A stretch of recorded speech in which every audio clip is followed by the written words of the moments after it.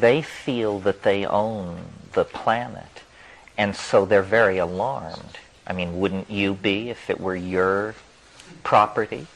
And you say, my God, what is going on? We have to get hold of the neighborhood. But my faith is that the horse knows where it wants to go, and we're all being carried along for the ride. And, you know, Mitsubishi, the Catholic Church, whoever wants to try and control it is welcome to try. But it's a perverse thing. I mean, we who think of ourselves as little people imagine that owning the earth must be a great pleasure. But actually, you know, the number of ulcer tablets being consumed in the chancelleries, bourses, and embassies of this planet seems to argue that thinking you own the world is an enormous headache and aggravation. The chaos is roving through the system and able to undo at any point the best laid plans.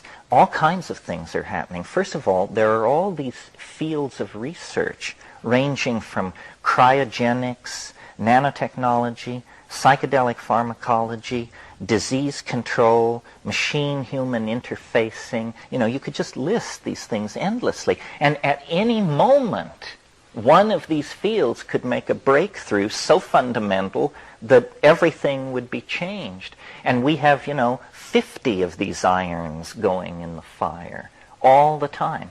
At the same time, because the planetary culture is becoming ever more closely knitted together, all its parts are becoming codependent. So, for instance, an earthquake which destroys central Tokyo would ruin the economy of Belgium, because the retraction of Japanese capital from world markets would set up reverberations that would be felt everywhere. The system is being slaved ever more tightly to various portions of itself. Crop failure in Russia causes, you know, strikes in Argentina and so forth and so on. And this will accelerate. Well, then the task of management somehow is to bring this coalescing system through this transition period without the whole thing getting so much vibration built up into it that it falls apart.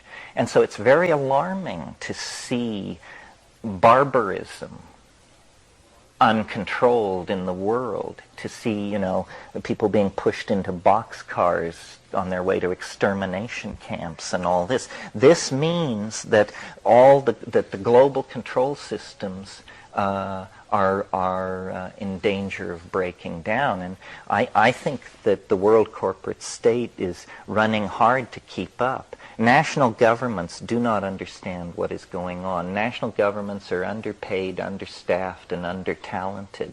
World corporate divisions of various sorts do understand what is going on, but they are in the process of taking power from the national states as rapidly as possible in order to use that power to manage the planet in a somewhat less ideologically hysterical fashion. I mean, they want to make money, you know, but that's a different thing than wanting to convert everybody to Islam, Marxism, or National Socialism, or something like that. I'm fascinated by management because it's the large-scale understanding and integration of human systems. And that's the real challenge. I mean, it's all very fine to take these mathematical models and write and describe the behavior of the dripping faucet, as was done very creatively. But the purpose of all this modeling is to eventually take control of our own relationships to each other and to the world and to the future and to the future generations.